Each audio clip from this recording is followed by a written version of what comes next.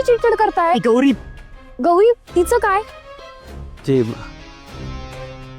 ती ती सगळं विसरली ना. गौरीची ही अवस्था बघून तुम्ही अस्वस्थ झालात ना?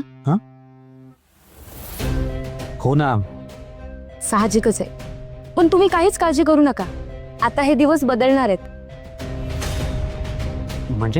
म्हणजे हो, रुद्र भाऊजींना त्यांची चूक समजलीये.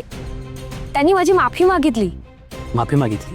हो, आणि आता ते हळूहळू तुम्हालाही माफ करतील. आणि मग आपला सुखानं संसार सुरू होईल.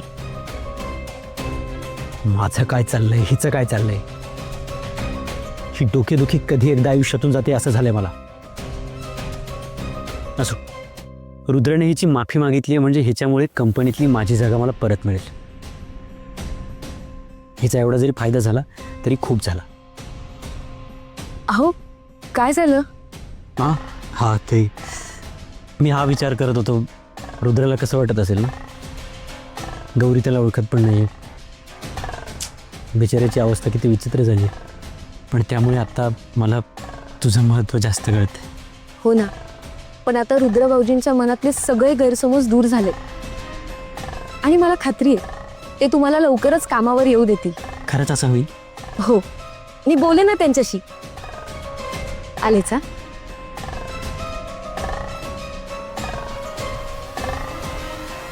तू तुझं काम कर, मग मी तुझं काम तमाम करून टाकतो. एकदा का शिडीवरून चढून वर गेलो की शिडीच ढकलून देतो. रेवती आंटीला रुद्राला अडवता येईल की नाही माहीत नाही, पण तो गौरीसोबत पुन्हा उभा राहायच्या आत मला माझी जागा मिळवायलाच हवी.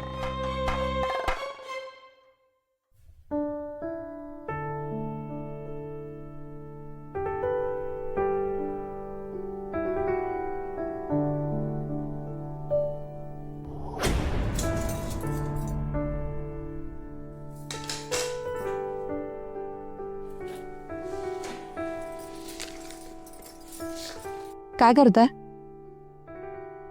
अरे, तुम्हाला कसं कळलं मी आलोय? याने सांगितलं. म्हणजे भांड्यात दिसलात मला. अच्छा, म्हणजे जर भांड्यात दिसलो नसतो तर जमलंच होतं मला. मला कुठे बघायची गरज नाही. तुमची सावली ओळखते मी. जर दबक्या पावलांनी आलो तर तुमच्या आधी तुमचा गंध येतो मला सांगायला, तुम्ही येणार आहात म्हणून. अच्छा, म्हणजे मी काहीही केलं तरी तुम्ही ओळखणारच. हो, मला दिसायचं बंद झालं, मला ऐकू यायचं बंद झालं, मला स्पर्श कळायचा बंद झाला, मला गंध कळायचा बंद झाला ना, तरी ओळखेन मी तुम्हाला. असं आहे का?